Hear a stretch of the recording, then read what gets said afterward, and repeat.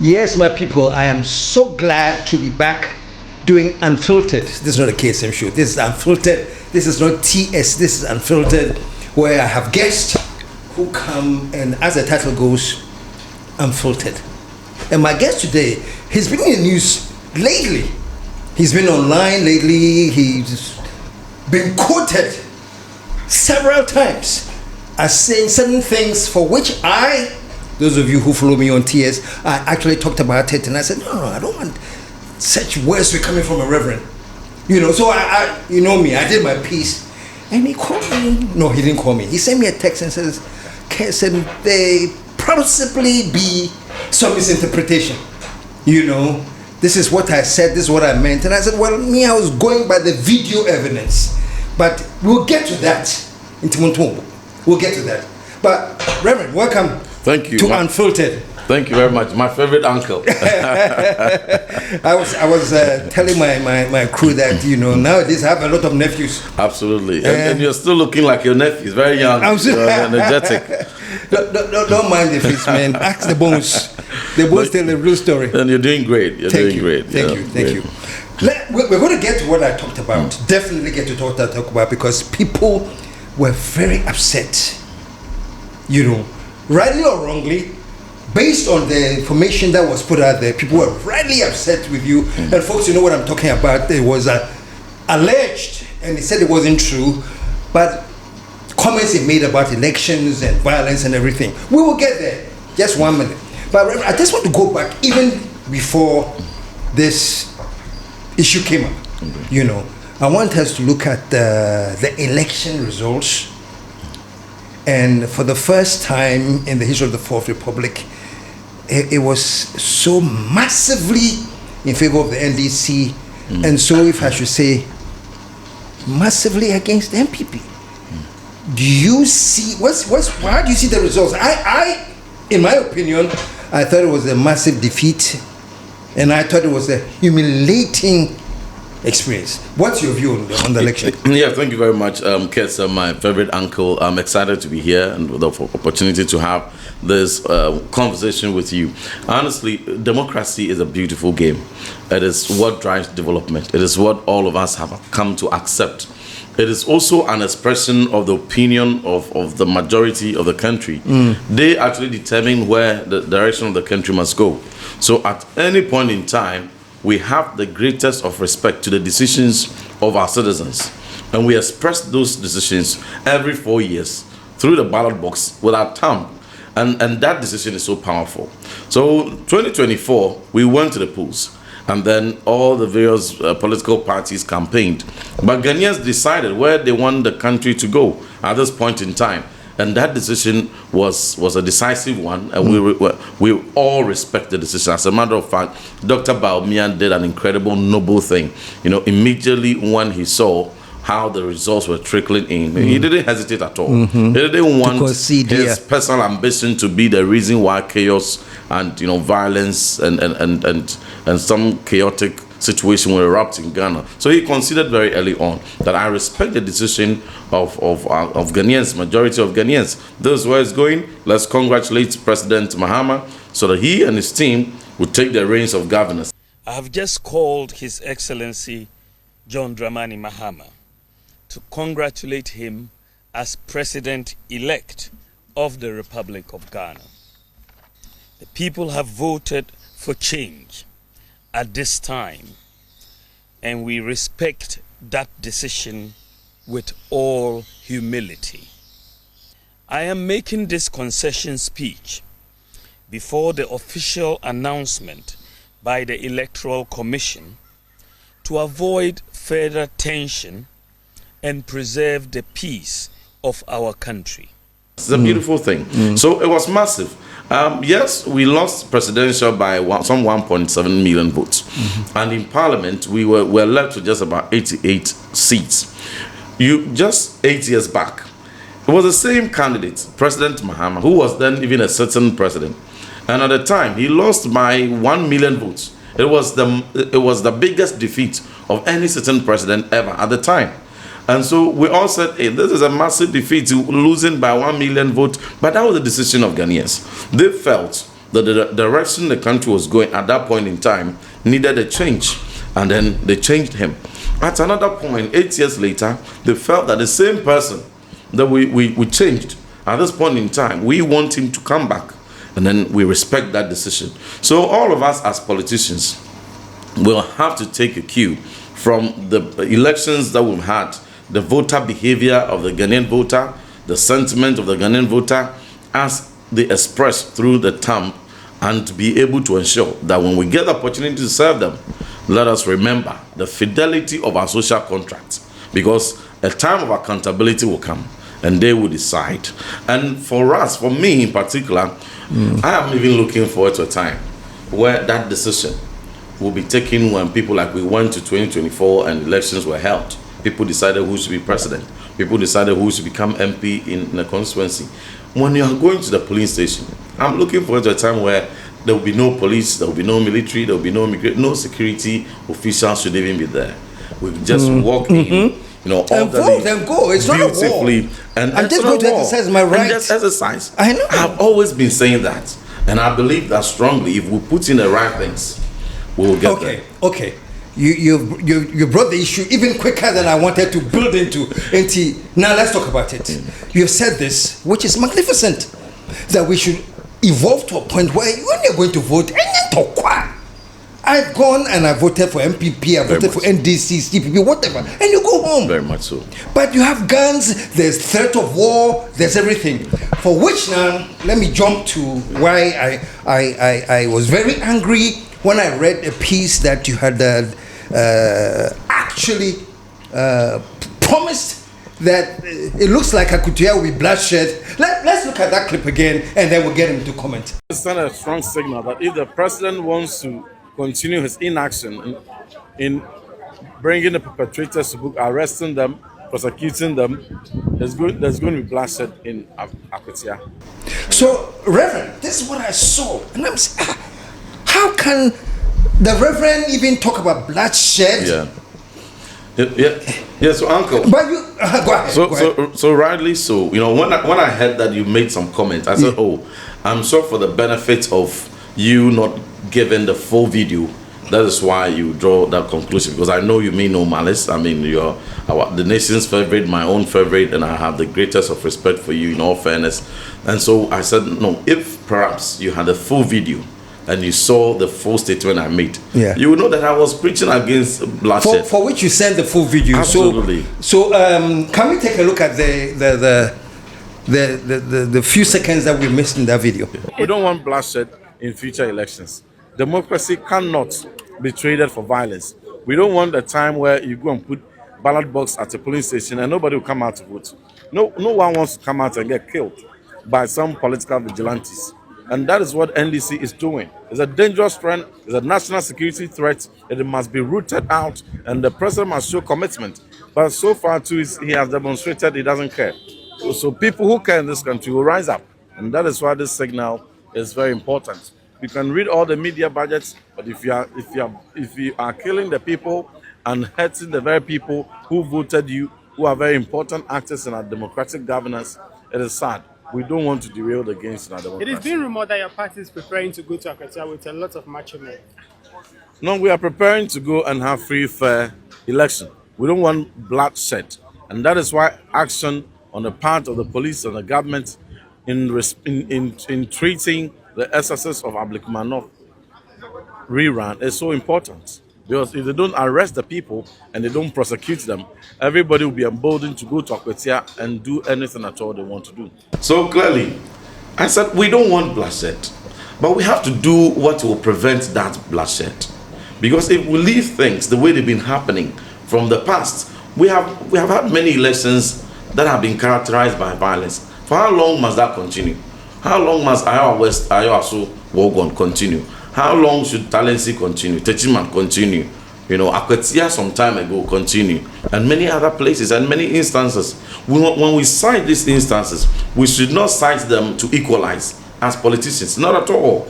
We should cite them to draw lessons from them, to learn from them, but put in the action today that will prevent the next Ablikuma North, incident from happening. Ablikuma North was only 19 polling stations. Only 19. And so if the kind of violence we saw there was, condoned, and we don't take action, full glare, we saw videos, we saw pictures. Yeah. And so people, it wouldn't take a day or two to arrest those people and prosecute them, to send a signal that if any politician comes... Go ahead.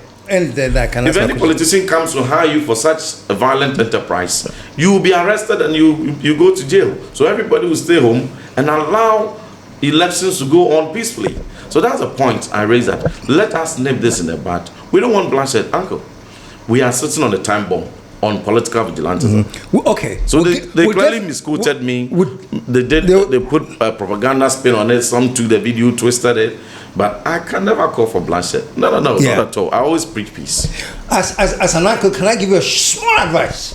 Very much so. When we are communicating, the mode of communication can lead to certain reactions. Let's say the same thing that we have seen in the video.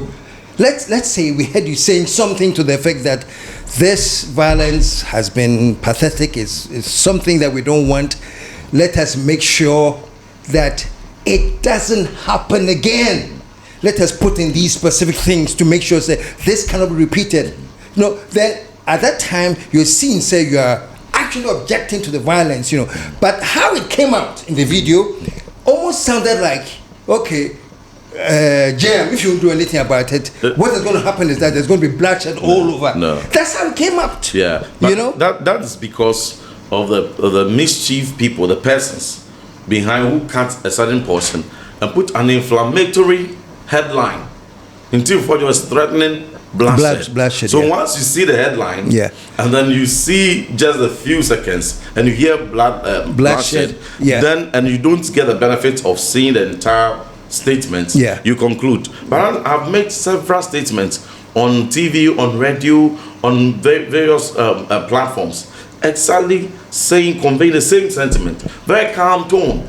My expression, I'm usually very, very calm. Even when I'm so angry, my tone is so calm.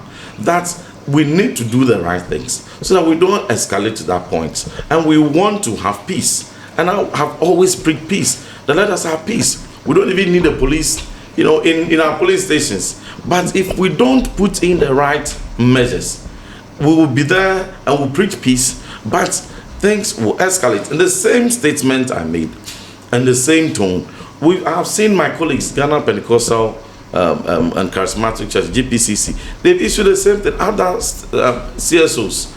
And so I take your advice very, very seriously.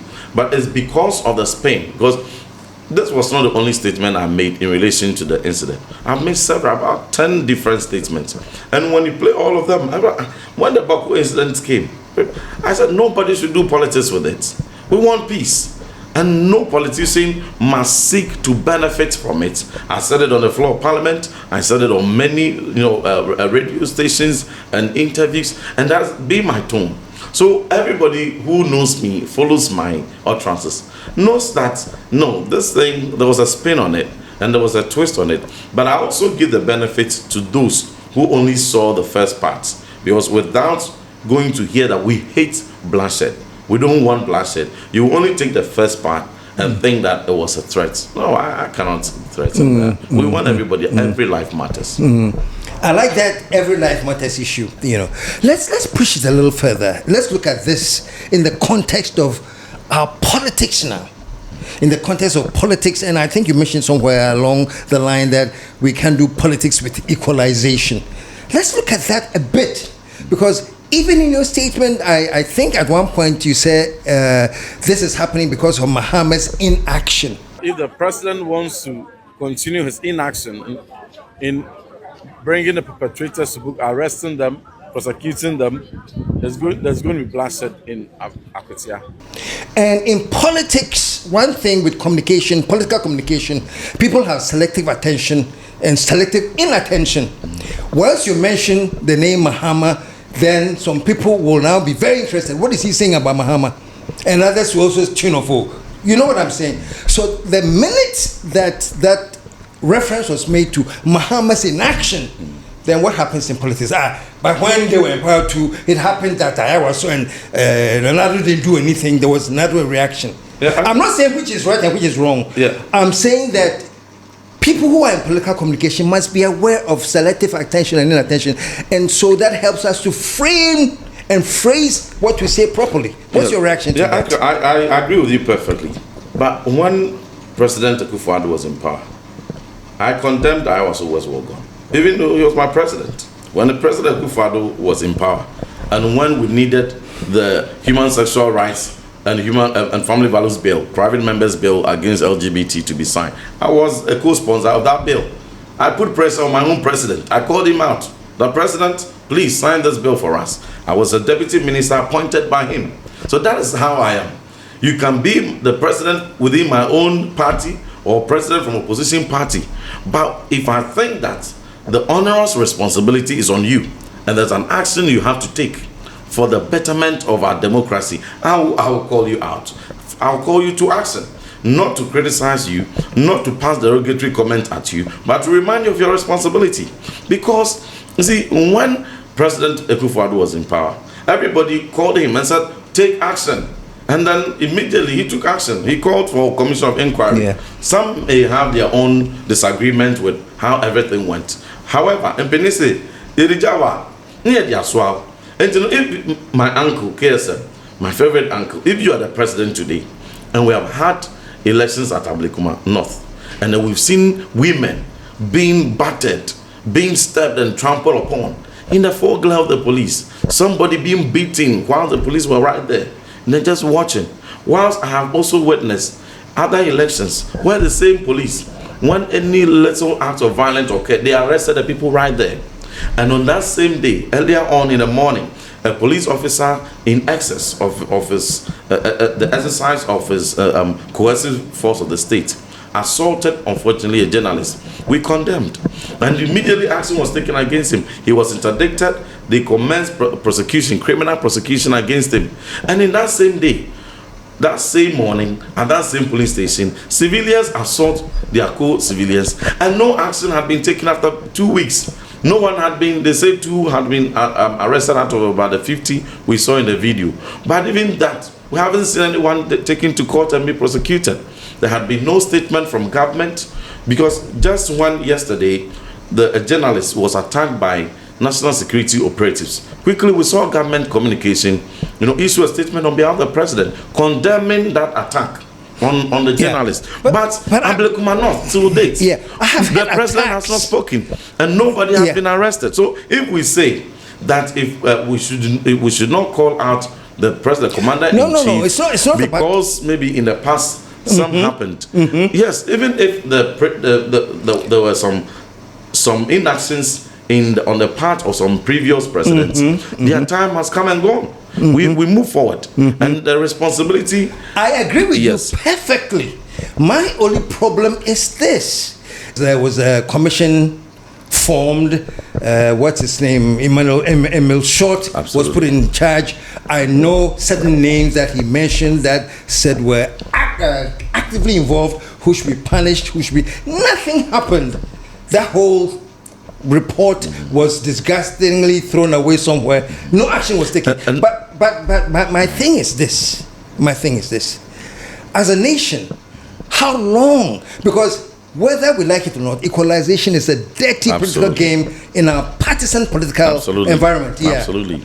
And in your own view, when there's a party in power, there's a time for the people who are in a position to make noise, but the party in power will keep quiet. And when the situation is reversed, then those who are quiet will now make noise, and then those who are making noise will now keep quiet. How long? That's why I always talk about this nation that we are in. We have to all get to the point where we're in that sense. Charlie, we have gone beyond party politics. Absolutely. It's about Ghana. I agree with you. It's about Ghana, and that is my posture. And if you have followed my posture on very specific themes, when I was in power and when we came to opposition, you find that consistency. You find that every position I take is principled, and so that is what we all must do until we get to the point we desire. So, for instance, when the vice president took a private jet, for instance, and everybody was saying, why should the vice president take a private jet? Because NDC, when they were in opposition, said that, they condemned the president for taking private jets, and so why should their vice president? They vowed that they will never use private jets. I said, no, let's not do politics with the president or vice president's life. If the vice president needs to fly private jets because maybe presidential jet is unavailable or grounded for maintenance, she has to fly. If the president has to fly a private jet on his presidential, trips because maybe the presidential jet is not available for whatever tenable reason, I have to agree. And I am one of the people who are even, initiating the conversation that this private jet, when we were in power, there were many occasions we got reports that it was not functional, not fit for purpose, could be grounded for 3 months, 6 months. And so even though at the time I expected the minority not to do politics with presidential travels and to even advocate for a new one, and they did politics with it, the first time they would bring all kinds of, they said president was bathing in the air and all that, which were not true. I, in opposition, I'm the one said, let us prioritize President Mahama's travels. Let us prioritize his safety. And even if we can find within the modest means of the state money to purchase a new presidential jet, let us do so and support. And I've heard the defense minister, he must be bold to bring that proposal. And if they have to apologize again, we criticize this, but I think it's needful, let us support them. When NDC was in opposition, they did all kinds of politics with Boko conflicts, and now here we are. But I'm always the first to say, no, we will not do politics. We must not do. Let us be very sensitive. Let us be very sensitive to the plight of our brothers and support a peaceful resolution. Yeah. We as a minority at the outset or foremost convey our sympathies to the bereaved families and the injured, and to all persons and organizations who have lost property as a result of this conflict and as a result of the immediate escalation. But one of the other strategies that we recommend also to government is for government to lead an engagement with the youth and key stakeholders to listen to their concerns, because those concerns, when they are listened to and immediately addressed, it will address the immediate causes of this escalation. And when peace calms down and we have relative calm, it will be an effective recipe for the mediation led by Ntim to continue, and for other stakeholders who are also supporting to continue for peace to be built. Yeah. So that is my position. So when I heard that, and I understand, my favorite uncle called me charlatan, called me this, I said, oh, my uncle, uncle. But you know me, and you know I'm not like that. You know very well I'm not like that. Yeah. No, I think the bigger problem that we all are guilty of is this. Everybody sanitizes their position to say, when we're doing this, everybody tries to sanitize their position. You're talking about the jet, and you talked about, they say he was bathing in the sky. I think it was Ntim, who was then the defense minister, who actually made the statement that the president needs more leg room, and that the one they're using now doesn't have any shower. So if he's going to a meeting, he can't go to the meeting quickly. He has to go and shower before. I'm saying that was misrepresented. No, but I was in Parliament when you gave that response. Did you say you were in Parliament when Ntim was addressing the Parliament? Because I remember specifically hearing him saying that the president could not shower in the plane. The president, in fact, has to go a day ahead, because no president can shower in this aircraft. You cannot freshen up in this aircraft. So you cannot move from this aircraft straight into a meeting. Well, there you have it. But for me, if we need to get a plane for President Mahama, that will help him exactly to take a shower. And it's not a shower that is even of necessity to me, but the fact that as we speak, he's still flying private jets, because the presidential jets has been grounded for maintenance. The fuel tank is also corroded. The left-hand feeder tank corroded. Right-hand feeder tank corroded. Left-hand center wing tank heavily corroded. Right-hand center wing tank heavily corroded. The turbo fan also heavily corroded. It's been so long. President Kufuor bought it. It came in 2010, and it's it's running down. Not for anybody's, the maintenance has been scheduled, has been disciplined, but because of its age, I will be the first to support that call. Whatever will make President Mahama comfortable and safe. Because, Uncle, the scariest journey you can be on is to be on a flight. And we're talking about the life and safety of the president. So let everybody put politics aside. If NDC at any, because now he travels, but he hasn't traveled commercial. Whether it is somebody's private jet or state, chartered private jet, he has to travel. So let's put those politics aside and support what is good for our state and our president. Thank you. And that's all about how do we build our nation.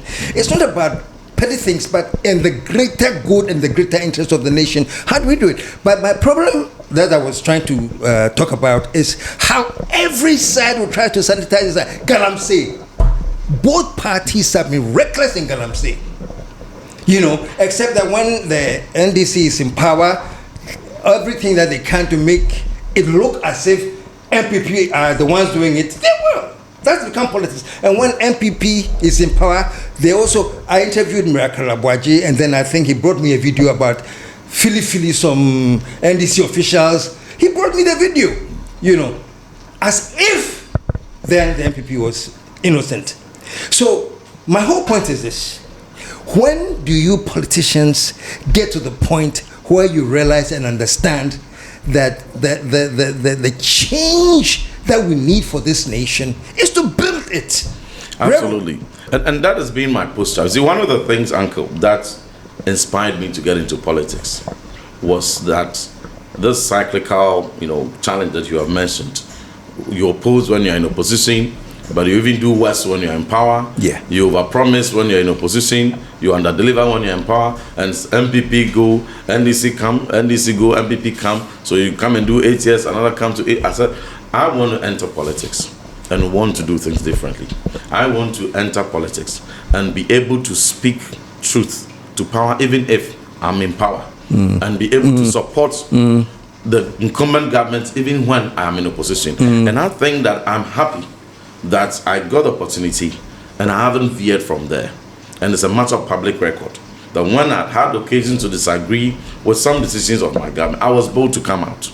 And when there are issues where I've had to support the incumbent government, even if they are not my party and I'm in a position I'm supposed to be criticizing, I choose not to. And so when I also have to critique, I have to, so that it's on principled basis. And I think that gradually we will get to a time where we will have members of parliament in a particular regime who can vote against a certain bill that their government will sponsor. Or who can take a position different from what their government. Absolutely. Yeah, and we want to get more of that. The more we get there, the more we get there. I was a sponsor of a bill that my president unfortunately could not sign, and I did not keep quiet on it. But that doesn't mean that because President Akufo-Addo did not sign that bill, I should lack the moral ground to demand that President Mahama must sign it, and that if I'm to push for it, it will be a matter of equalization. No, far from that. It is principled position consistently being espoused. So if I criticize the handling of political violence in the past, and if there were even fallouts of certain actions that was taken, the credit is that President Akufo-Addo did a commission of inquiry. It brought a lot of things that the public did not even see. Yes, the prosecution bit, the consequential prosecution bit was problematic. And I would have been excited if it had been handled differently. But that said, what happened in Ablekuma, just 19 polling stations, cannot compare to I also West Wogon, which was a whole constituency run. And yet, the matter became a matter of national interest, and the whole commission of inquiry was instituted a few weeks after that. So I'm not equalizing, but if Ablekuma North had occurred under President Akufo-Addo, and for about 2 weeks nobody had been prosecuted, I would have still said the same thing. And in the future MPP government, perish the thoughts, if any such thing should surface, I will still call whoever is the president at the time his attention to his inaction and to call him, because sometimes, uncle, like in line with your advice and your principle, we do politics, and then when there are excesses and there are weaknesses translating to our security, we blame it on the security. We blame the police, we blame the Ghana Armed Forces, but it's the same police who are able to alacrity within 2 days. They will find wherever you are and arrest very hardened criminals. And so if that same police is watching on for something, a crime to be committed, and he will refuse to be involved, and the scene will be over, and pictures will be handed them, and for about 2-3 weeks they have not prosecuted those how many people, you must not be quick to criticize that police. I met them. We've had a lot of in-house meetings on this. I met them, and right before the Minister for Interior, Minister for Defense, and IGP, I told the IGP, don't blame IGP. So you, the ministers, nobody, even we on the opposition side, we should not blame IGP Yohunu and his men. No, because if we allow them, they know where those people are. Today they can go and arrest them. The reason why they are unable to effect the arrest is because some politicians, we are all politicians and we are all guilty. Some politician is not allowing him to do so. So you, the politicians, allow the police, because they are professionals. The Ghana Armed Forces, they are professionals. They are not politicians. They do what is right and they do what is in the interest of the state. So whenever we get the opportunity, let us be consistent to allow the police, the security agencies, to do their job. And NDC MPP could all be guilty. But must we give up and say that we should not? And no, we shouldn't give up. We shouldn't give up. We must move. But yeah, it will continue so long as you politicians turn the issue into a partisan issue.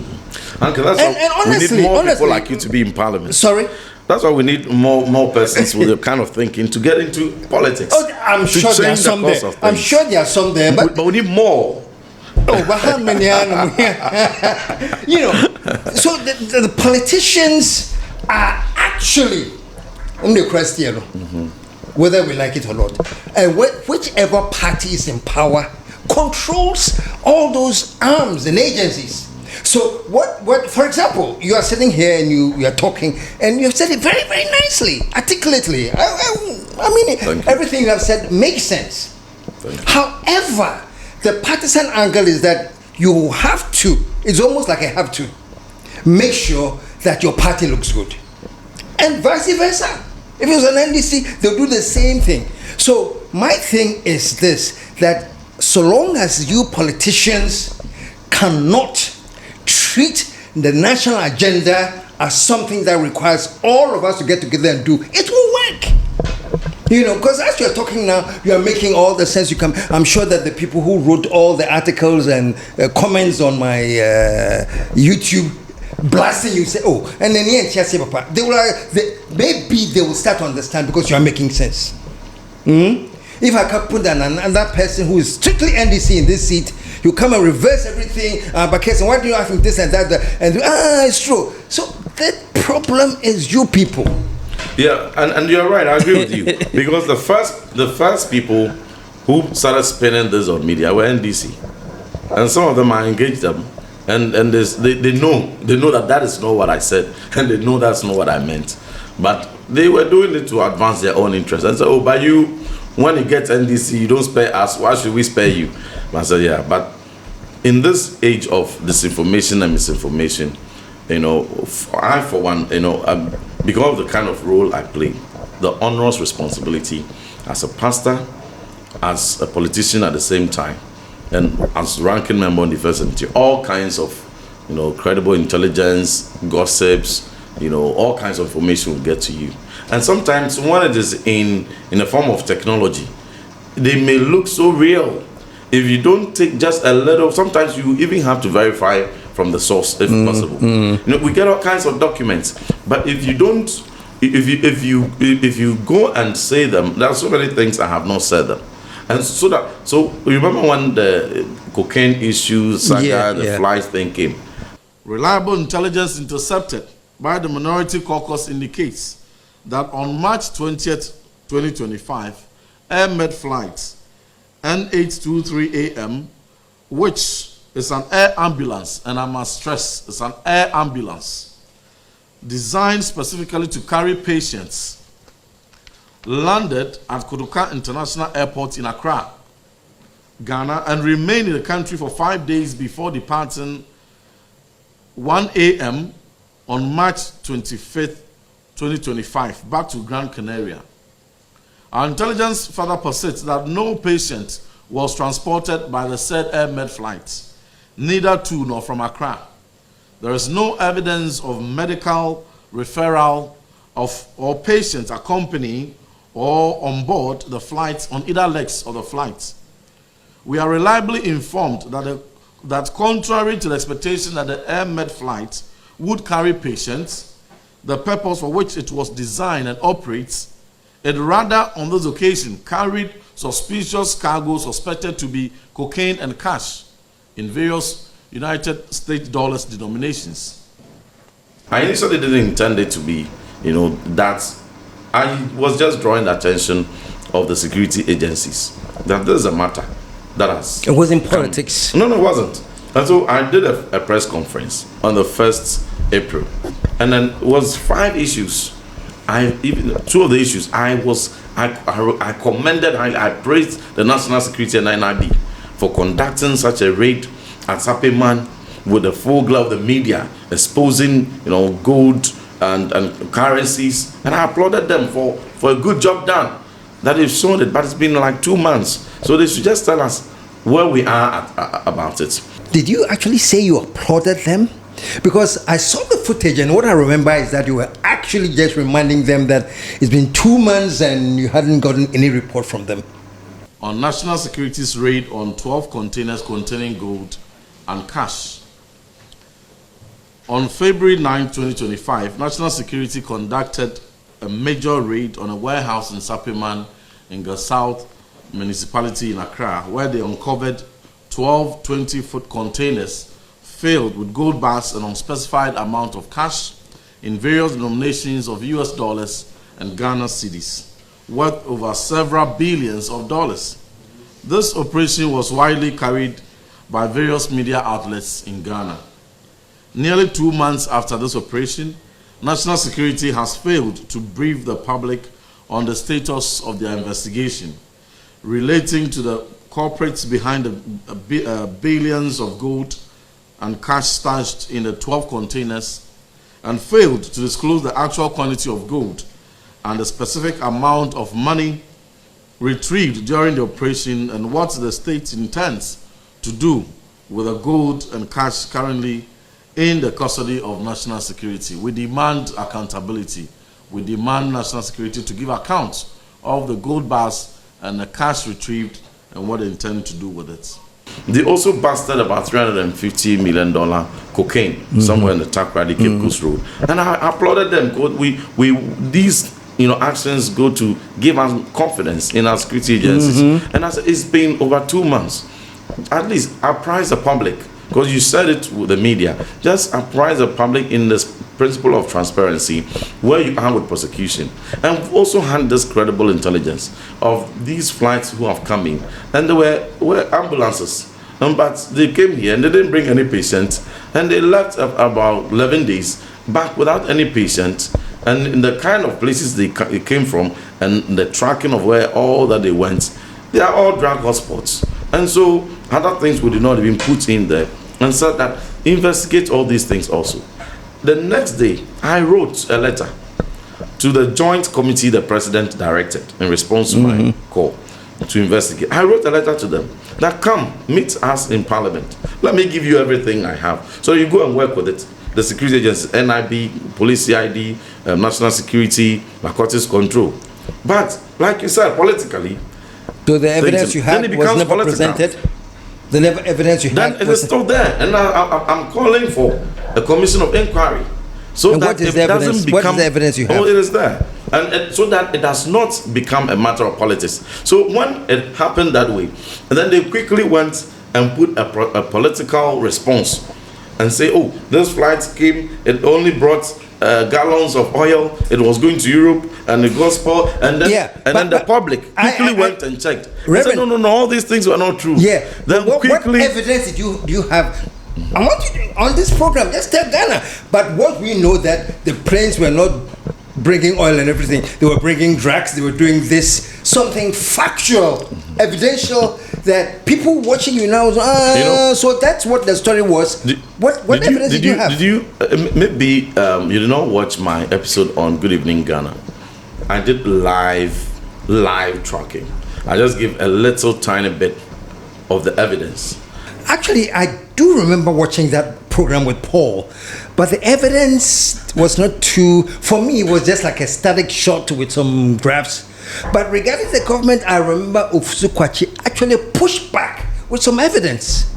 In the last few days, the disinformation machine of the new Patriotic Party has been ratcheted up, and they've taken it a notch higher. This time, Reverend Ntim Fordjour, who also doubles as the Member of Parliament for the good people of Asin South, has made very wild claims to the effect that 2 aircrafts which passed through Ghana for various reasons were carrying drugs, and that was the reason why they were here. He also alleged that they were involved in money laundering, and therefore he was calling for investigations. As you may be aware, President Mahama gave him the opportunity to present any evidence or any basis he has for making that claim to the security services, so that together we could look into the matter to ascertain whether there was any truth in it. I can report to you that because he knew he was peddling total falsehoods and lies, he now claims, after being invited to assist with investigations, that he was speaking on behalf of the committee that he was part of, and that the views he expressed were not his personal views. So because of that, he says he's unable to cooperate with the security agencies. I say that he was peddling falsehood because the facts as they exist vary completely from the claims that he made. When he made that claim, he was only seeking to peddle falsehood in a bid to undermine the confidence that the people of Ghana have in this government. The truth is that 2 aircrafts with completely different purposes arrived in Ghana, and their arrival was perfectly legitimate, and they were here for very genuine reasons. The first one is an Antonov flight 12BK with registration number CVK 7037. Now, this flight essentially is a cargo plane which arrived on the 12th of March 2025. Now, no plane arrives in Ghana without a landing permit. So this plane secured a landing permit. Essentially, this is a cargo flight that was destined for the European Union market. And European Union regulations dictate that some specific regulatory requirements be met before any plane of that sort can enter the EU. Now, this plane originated from Luanda in Angola. It was loaded with oil drill equipment and lubricant oil, which were contained in jerrycans. It was headed for the EU market. Now, Luanda does not have the certification to carry out the sort of requirements that this plane had to meet before entering the EU market. Whilst here, it developed an engine blade fault. Its engine blade was damaged, and then it was also detected that there was severe oil leakage, which required immediate attention. For that reason, a replacement aircraft, URCEZ, with registration number CVK 7007, was brought in to evacuate the cargo. The aircraft that was damaged remained here for 13 days. That is between 12 March and 25th March 2025.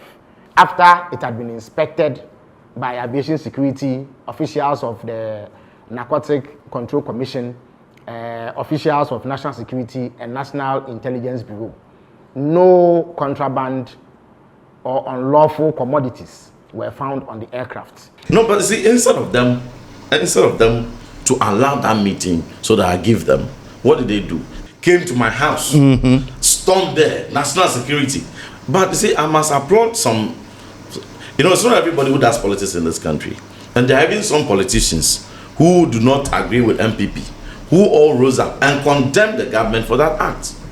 But for the media who did politics with it, unfortunately, and who were, added them with the inactions of the government in storming a member of parliament's house for simply being ready to give you what you need to investigate, but you refuse and set it aside. Today, they are unfortunately, and I say this with the greatest circumspection, they are unfortunately not the same national security and the military, SSs who stormed my house, and some people rejoiced. The same SSs, they are now attacking journalists. It is unfortunate. So if they attack an NDC and you don't condemn, they attack an MPP and you rejoice, maybe tomorrow they will attack. So that is why what is wrong, regardless whoever regime it occurs. Revo. We need to. Shall I call it Revo? I like all reverence. We are from Revo. I know the Nicholas in the name. But Revo, all I'm saying is this. I have we have given you this platform, for you to explain what people didn't understand. And right now you're talking about when you went on Poladomochikra, you gave some little hints of what I want to go further. These aircrafts that you talked about, that the government pushed back and said that you're doing politics on this platform, can you actually go further and state that this is the evidence that we were aware of? There were drugs, there were cocaine, there was whatever it is. No, honestly, they all know what was on, and the security couples, I have a great deal of respect for them. It was for them, I have to, and I am always very, very, very principled, and I'm very honest. They are professionals, and they know what I'm talking about, and so none of them came out to get into the kind of things that happened, or the political drama that happened. All of them, everybody kept quiet. Were they drugs? Everybody kept quiet. I've said everything that needs to be said. But the whole thing is that I was excited that I did what I did to also put people on their toes, so that it does not recur. But it has still, we still, Uncle, do you know that even as we speak today, we have still not put in the kind of measures that will nip this transshipment and these transit things and illicit drugs. We haven't put in the measures that will adequately nip it in the bud. A few months ago, I invited the Interior Minister in the full glove Parliament to answer questions publicly. Why the broken down narcotic scanners, narcotic detection scanners, not the normal security scanners, but there are specialized narcotic detection scanners that can do body detection if anybody's hiding any, or a certain bag or baggage is hiding narcotic substance. They are all broken down in all our airports, in every, and I'm sharing on your platform because we already talked about it in Parliament fully at plenary. How long have they been broken down now? Oh, they've been broken down for some time. And then we asked them, when are you going to buy new scanners and install them? And he said, yes, it is a matter of priority. And we prioritize it. We've programmed it as part of our urgent priority procurement. But there is no funding. And as soon as funding is available. No, the reason why I'm asking how long have they been broken down? No, Uncle, I'll end at the point. Sure. So it's not politics I'm doing. If it is, like I said, anything that happened during our time, that was not. And I'll do my friend Revo. But as we speak, they have still not been bought. But you can say these things, those are all politics, but it's not politics. Revo, the only reason I asked is this, and maybe I'm not doing politics, which I really appreciate, but the reason I asked how long has it been broken is this. If it is a fact that it's been broken even before the NDC came to power, but nothing has been done, then I know that, this broken down thing, it's not politics. And the MPP, it was broken down, and the NDC, it was broken down. But if, however, it was broken down under MPP, but under NDC, there you are stating that they have not fixed it, then it becomes politics. That's why I'm asking how long have you been broken down? Uncle, it cannot was it like working under MPP, but now? My favorite uncle, it cannot be politics. And the reason why I'm stating is that even if they were broken under Professor Mills' time, or they were even broken under President John Ejekun Kufuor's time, or they were even broken under President Rawlings' time, and subsequent governments have come and gone, and nothing was done about it, and a new government has come, and 7 months on, something that we all agree. Reverend, you are not understanding me. So it's it not hurts politics. me that you are not understanding me. I understand I'm you. saying this. But you see, the fact you're is talking that about a period where you were also actively in parliament. But if at that time it was broken and it wasn't an issue and it becomes an issue now, then people will read politics into that. That's all I'm saying. You see? So if you had told me that, no, they were working all the time through and everything was okay until the NDC came and now it's broken, they are not doing anything, then I know that it is. No, you see, I've now stated, whenever time they were broken, even if they were broken as far back. I understand that too. Reverend, the responsibility. Time out 1 second and listen to what I'm saying. Time out 1 second. So if, I understand what you're saying. If we take the conversation that way. But time out. All I'm saying is this. I understand. My only thing is that if it was broken under an era at which time you were still in parliament and you choose to raise it now, then people, fortunately or unfortunately, will read politics into it. No, the breakdown didn't occur in one day. It started because it's not just one scandal and it's not just one port. We're talking about all the port, not only Kotoka. So they started breaking down over a period. Successive governments will come, they will fix it, they will do it, they will break it, and then as we speak, all of them. All of them. But it's not. It didn't start on under. It didn't get broken down under one particular regime. We say but as we speak, all of them. Which is not right. Which is totally wrong. All I'm saying is this. The Aziomo, the saying that they say, once people get into a position, they say all the right things. They know all the good things, and when they get to the power, they forget. So I'm just on that angle saying that unless, I know that for all this time you have talked about it, and even now you're still talking about it, the timing could give a different impression. That's all I'm saying. Yeah. So for me, everything that comes to my attention, regardless whoever is in power, I come out. Which is what it should be. In August 2017, MPP was in power, but I raised a matter in Parliament, and that matter, maybe any other politician may not think it politically wise to raise it. For the entire 8 years that we were in power, any time that I got any credible intelligence that the LGBT community, backed by some diplomatic groups, were staging some advocacy here, they've gone to buy a resource center here, I quickly engage national security, I come on air, I call the government out, let's quickly go and close it down, and then the national security will accompany, will go and close it down here. We did all that. Anytime there was any voting at United Nations, which I disagreed, I will be the first to air my disagreement. And so in recent times, when we went at the UN Security Council and took a vote of abstinence when a matter of LGBT was on the table, I came out and to state my consistent position. So anyone who follows me from 2017 January when I came into Parliament, all my advocacies have been matters of public record. They have not been with malice. They have not been with the intent of advancing any ambition or political interest. If it's against MPP, I'm bold, I say it. If it's against NDC, I'm bold and I say it. But whichever way you say it, you will have people who will disagree with you.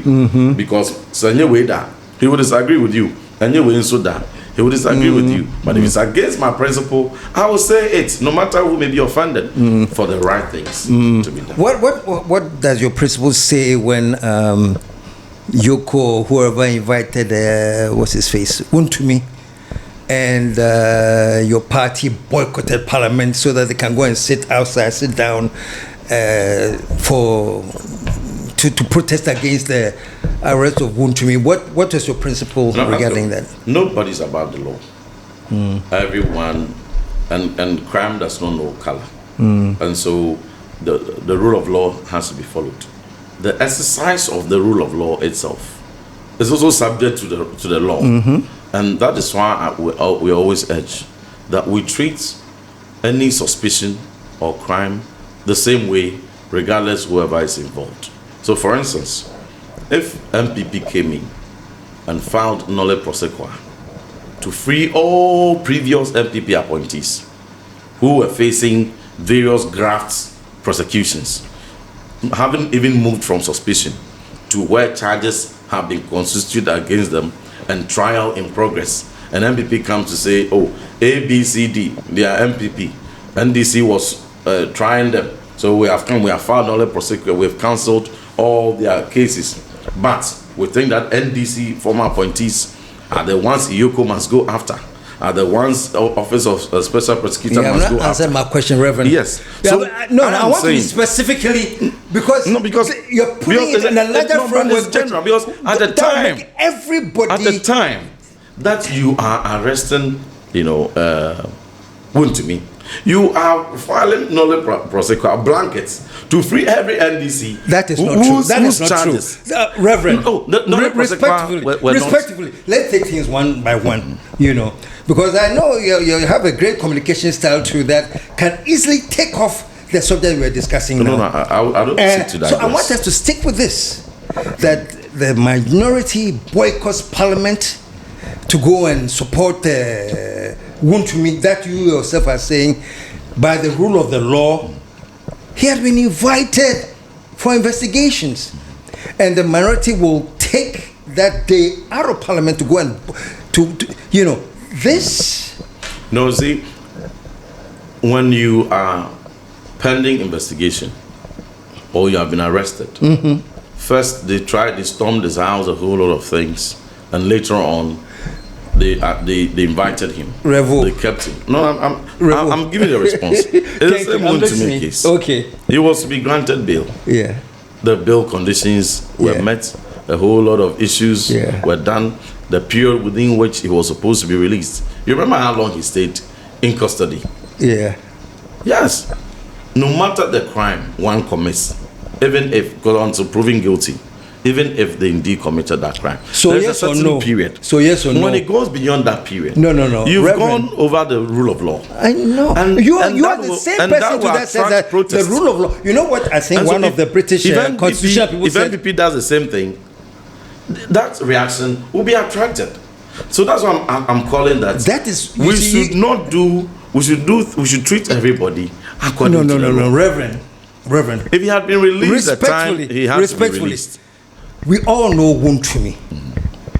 We know the crimes that were laid against him. No, allegations. That were laid against him. I know he's innocent until proven guilty. That's the law.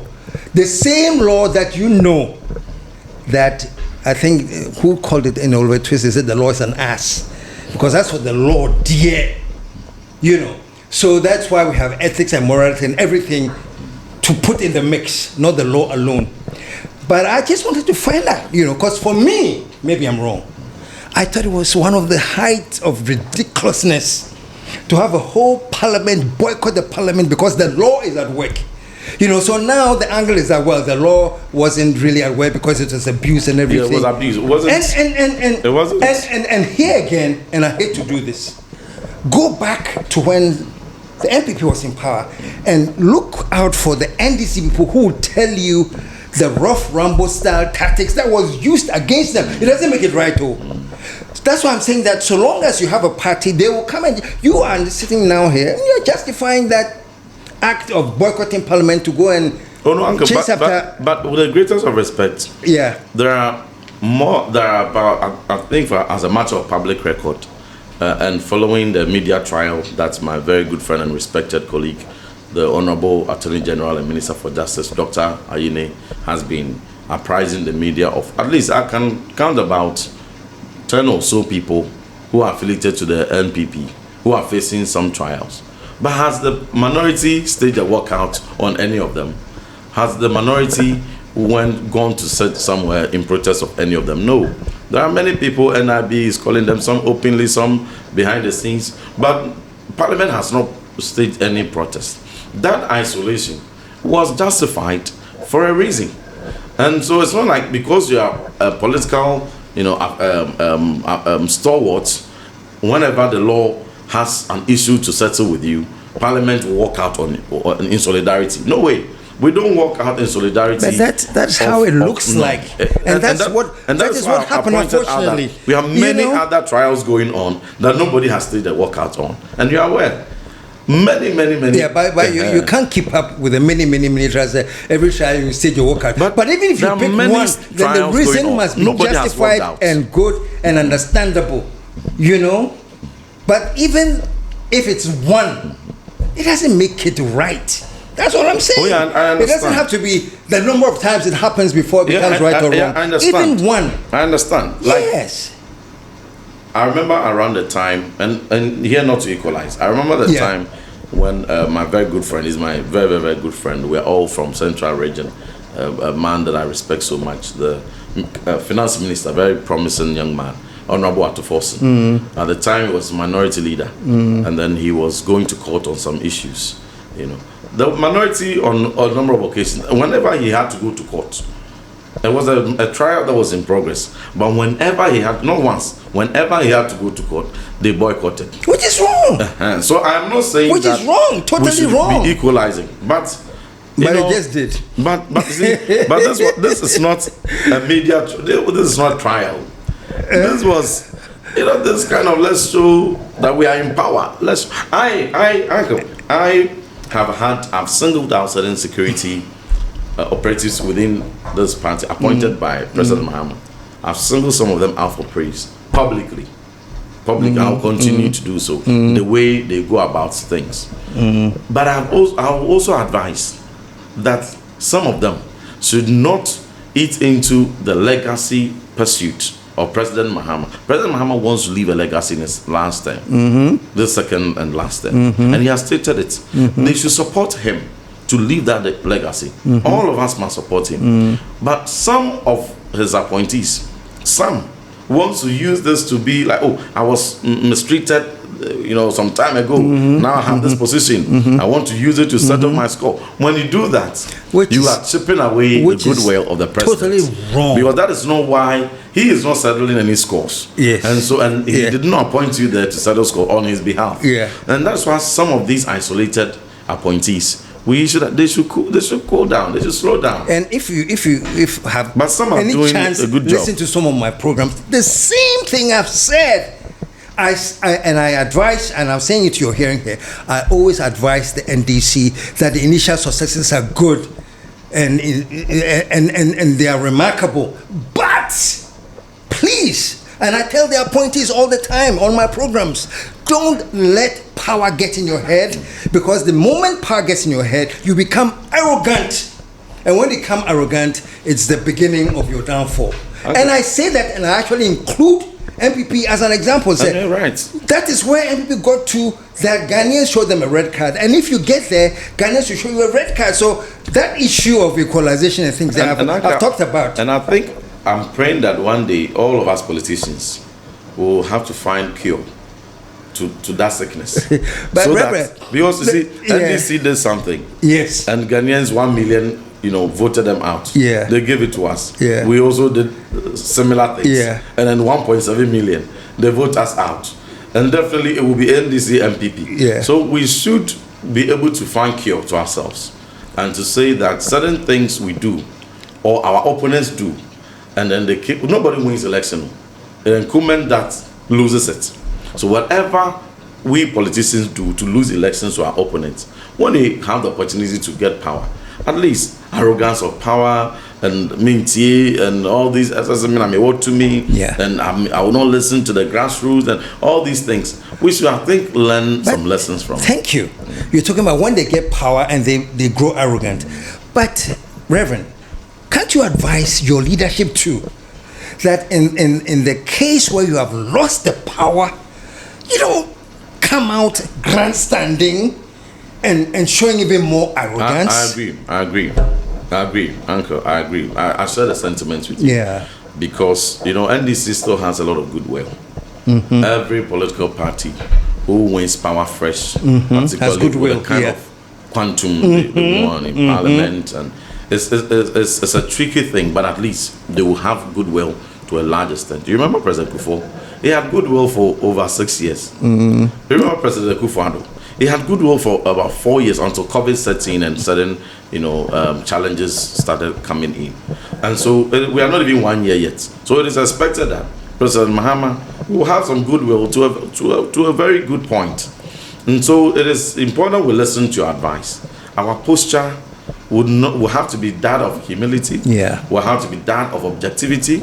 Will have to be that of supporting the government to, because if the country gets well, it's all of us. Thank you. Our posture must be that of, taking introspection and even within our internal reorganization, be sober, not, get into violence and be in the news all the time, or get into divisive comments among people's followers who want to, lead a party and all that, so that we will remain a credible alternative. So I think that for all my friends and brothers and sisters in MPP, this sound bites from you is something that should always be resonating. You're sounding like you are an apostle for nation building. No Salatan. No. I've upgraded you. So this one is not faith rating. This one is KSM rating. From Salatan to apostle of peace building or nation building. Nation building. That's a very good endorsement. You come across that's a big one. Because I won't lie. I was. Hasn't a reverend say that bloodshed? But that bit was so for me, So, talking to you now, I still have so many questions. Not with you as a person, but with the political elite as a whole. It's so difficult to really invest the kind of trust that I want to invest, because always, as much convinced as you are, the partisan angle kicks in, which I guess, because I'm not in parliament and I'm not a politician, maybe I don't understand that angle, But that's a very good feedback, and I think all of us as politicians and political elites will have a lot of work to do to earn that trust. There are many, thousands or even not millions, like your good self, who may not be NDC MPP, but they are objective, and the kind of feedback from you.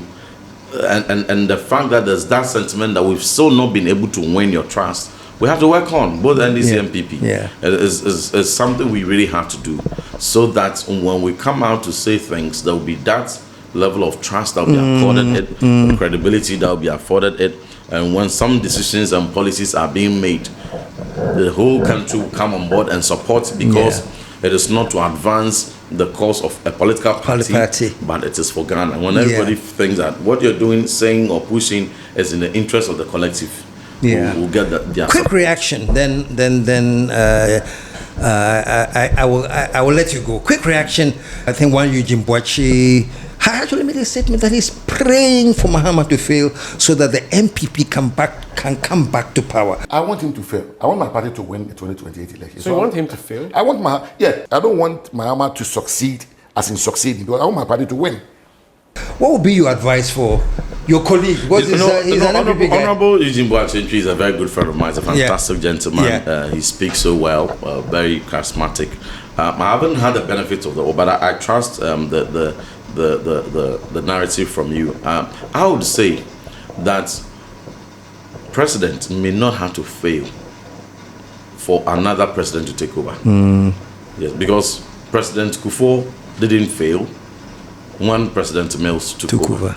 President Akufo-Addo didn't fail when President Mahama took over. He served his full term. President Mahama is on serving his last term, his last and final term. He should succeed so that Ghana gets better, and MPP will come to power. It doesn't have to depend on the failure of President Mahama. President Mahama, I pray that he will succeed, and he should, and he must, and he will. All his ministers, they must succeed. So we are supporting. His government must succeed. But it is very clear that the next election will be won by MPP it depends on us, not so much on NDC. Everything now depends on us. How we reorganize ourselves, how we reunite, how we win back the trust of Ghanaians. That is a critical conversation we should be having. But for the president who is the president of the republic, he's not NDC president, he's not MPP president, he's the president of Ghana. He is my president. I want my president to succeed. And I think that my good friend, Honorable Eugene Boakye also wants our president to succeed. Are you sure? That's not what he said. I engage him. I know his and understand him. He's one man. I'm just basing it on the evidence we have of what he said in public. Hey, evidence again. Evidence. I want him to fail. I want my party to win the 2028 election. So you want him to fail? I want I don't want Mahama to succeed as in succeeding, because I want my party to win. But that's on the lighter side. Yeah. But I know that deep down in the heart of Honorable Boakye, he wants President Mahama to succeed. He wants this country to move forward. He wants our roads, improved. He wants our transportation improved, our education improved, our healthcare improved. Yeah. We want our security to improve. Yeah. We want President Mahama to leave legacies. That's why I'm urging his appointees who are acting in ways not in conformity with the direction of the president to realign. So we all pray for the president. We are praying for our president. We'll continue to pray for our president. For me, the Bible I read enjoins me, instructs me that whoever becomes president is God who has chosen him, whether it's from your party or not. So you must pray for him that he succeeds, because when he succeeds, you also succeed and your welfare will be better. So we want President Mahama to succeed, leave a legacy as he has determined to so do. And when he's done with his 4 years, MPP will come back and continue from there.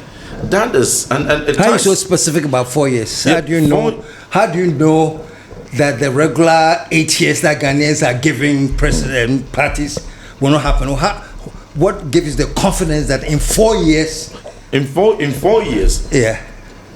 And I must say, this is not prophecy. I'm a pastor, but this is not prophecy.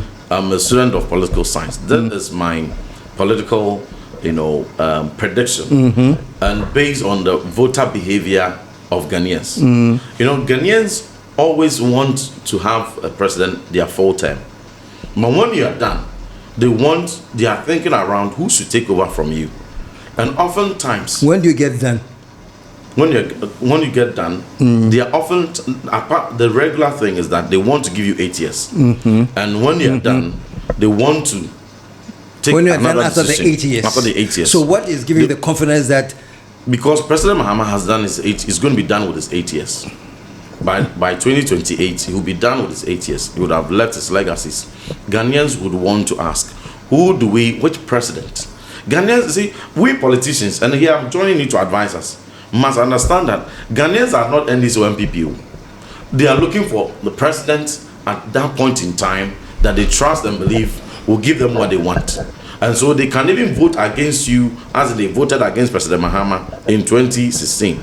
But they will decide again that no, President Kufuor is done with his work. He has succeeded. He's going. Who do we want to take over? We want President Mahama to come. It doesn't matter whether they voted against him some time ago. They trust that today he must. And so, when it's done, I beg to differ. No, let me.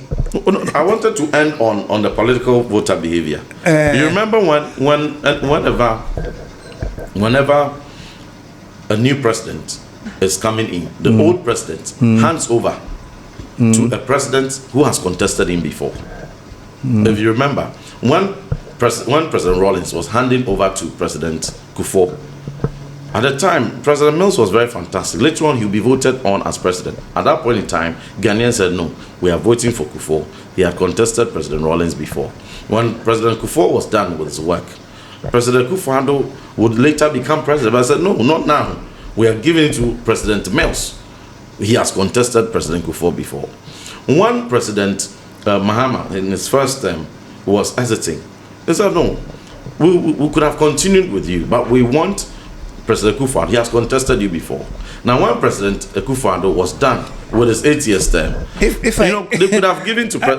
Bawumia, but they said, no, the logic of what you're saying is this, Reverend, that the next president is Bawumia. That's the logic, behavior. That's the trajectory of what I'm hearing. But I do not think so. I beg to differ, not because I know anything. All I'm saying is this. Ghanaians have gone through some reawakening. Ghanaians are looking for development. Ghanaians are looking for their infrastructure. Ghanaians are looking for access to health. And if Mahama can satisfy any of these things, hey, Mahama by the challenge, this is different, this is different, this is different. That is what they vote on. I don't think that. Trust me. If Mahama succeeds and does well in all these things, I don't think they can say so. But Bawumia has contested before, but so it's not 10, and then they easily go to Bawumia. I don't believe in that analysis. I don't think President Rawlings failed. He did not. I think he did his best. I don't think President Kufuor failed. He did his best. But there were 10 over. That's the voter behavior. Yeah, but the voter behavior and still, they voted on development. They voted on policies. I've heard, but that's people, for example, I've heard people say already because people are calling for MPP to come back. Ghana for AFI MPP, Ghana for ASOJ MPP, Ghana for AFI MPP, Ghana for ASOJ MPP. And it is so partisan. Had been voted on before. Why? Let me tell you why. Shall we take a break and do this in part 2? Okay, folks. So, folks, I think I have to have a part 2 of this discussion, definitely.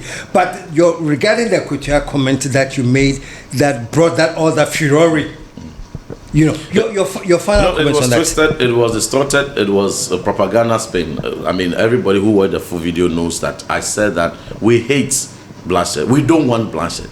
How can somebody with that same day saying that we don't want bloodshed, we hate bloodshed, be quoted as inciting or threatening bloodshed? You see, if you create a situation where political parties should feel emboldened to go with their gangs and macho men to elections because you can go there and injure people and nobody will arrest you. Every political party will go with their people. And when they go to such police stations, what will happen? Won't there be a clash? And if there are clashes, unfortunately, people will be injured.